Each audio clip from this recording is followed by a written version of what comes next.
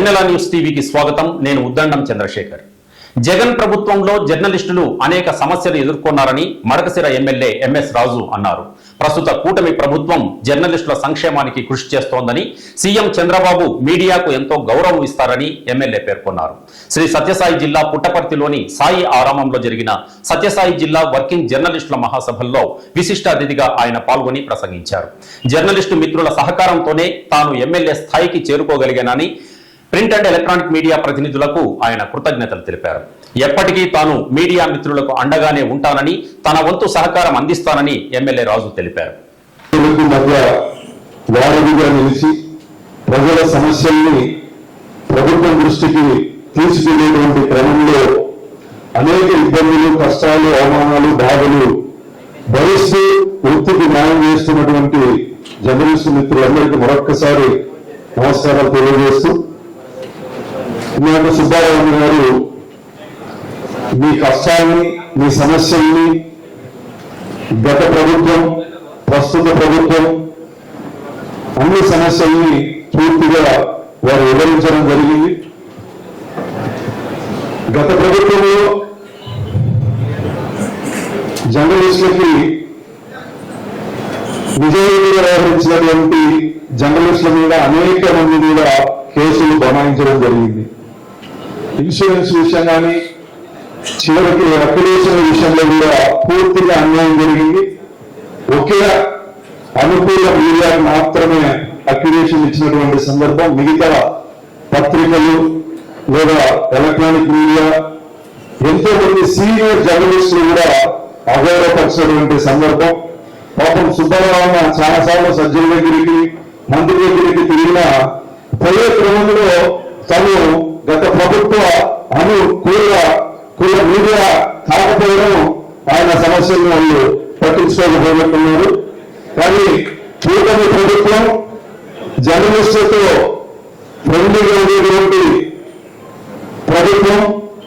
చంద్రబాబు నాయుడు గారు గత ముఖ్యమంత్రిగా ఉన్నప్పటి నుంచి ఇప్పుడు ముఖ్యమంత్రిగా ఉన్న ఇది ప్రజాస్వామ్యం. ఎందుకంటే 5 ఏళ్ళ మీరు సభలు పెట్టుకున్నట్టు ఏదైనా ప్రజాస్వామ్య పాలన వచ్చింది కాబట్టి మీ సమస్యల కోసం మంత్రులను పిలిచి, ఎమ్మెల్యేలను, ఎంపీలను పిలిచి సమస్యలు పెట్టుకునేటువంటి స్వేచ్ఛ మీకుంది కాబట్టి ఖచ్చితంగా సుబ్బారావు పెట్టినటువంటి సమస్యలన్నీ మా గౌరవ మంత్రి గారు ఇద్దరు సత్యకుమార్ కావచ్చు, సవితమ్మ గారు కావచ్చు, ముఖ్యమంత్రి గారి దృష్టికి తీసుకెళ్లి దాని పరిష్కారానికి మా వంతు కృషి చేస్తామని, వ్యక్తిగతంగా నేను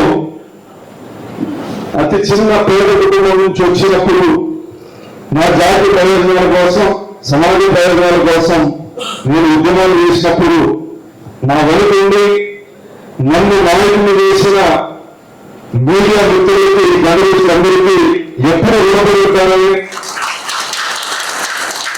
నా నియోజకవర్గంలో ఉన్నటువంటి జర్నలిస్టులకి వాళ్ళ హక్కులు భంగం వేయకుండా, ఆత్మగౌరవం దెబ్బతినకుండా ఖచ్చితంగా మిగతా నియోజకవర్గాల్లో కన్న హౌస్ హోల్డ్స్ కావచ్చు, మిగతా విషయాల్లో మీకు ఖచ్చితంగా చేస్తామని సందర్భంగా మాటిస్తూ, మరి ఏదైతే రంగంలో ఇక్కడ అందరికీ జిల్లాలో ఉన్న జర్నలిస్ట్ అందరికీ ఇస్తే బాగుంటుంది.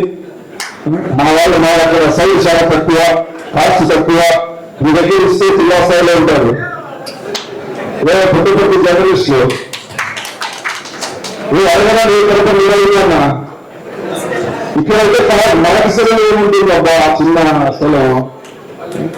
మీరు అందరూ అడగండి, జిల్లాలో ఎంతమంది ఉన్నారో అంతమందికి పుట్టపర్తి వాళ్ళకి మాత్రమే, సత్యసాయి జిల్లా వాళ్ళకి మాత్రం ఒక జర్నలిస్ట్ స్థాయిని 40 గంటలకి అందరికీ వెళ్ళిపోతుంది.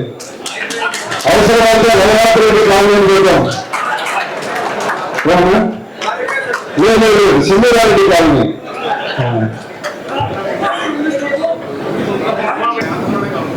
నిజాయితీగా జీవితాన్ని త్యాగం చేసినటువంటి జర్నలిస్టులు ఎంతో మంది ఉన్నారు.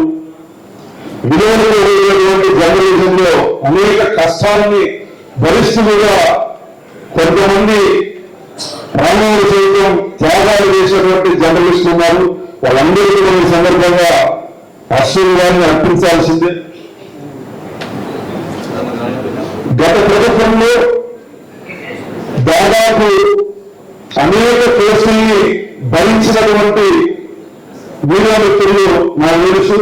సుబ్బరామ ఒకసారి 7 సంవత్సరాలు ఇంకా సుబ్బరామ మరి కలిసినప్పుడు కూడా ఏ డిమాండ్ చెప్తా ఉంటాడు ఆయన. ఎవరు కలిసినా ఏ సమస్యలు చెప్తా ఉంటాడు. ఇప్పుడు చెప్పిన సమస్యలు చెప్తా ఉంటాడు.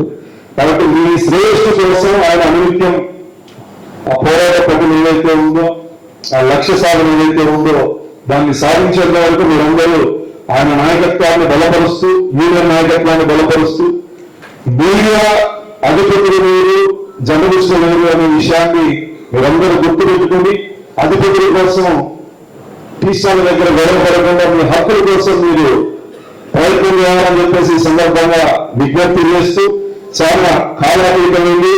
నేను ముగిస్తాను. జై హింద్, జై చంద్రబాబు.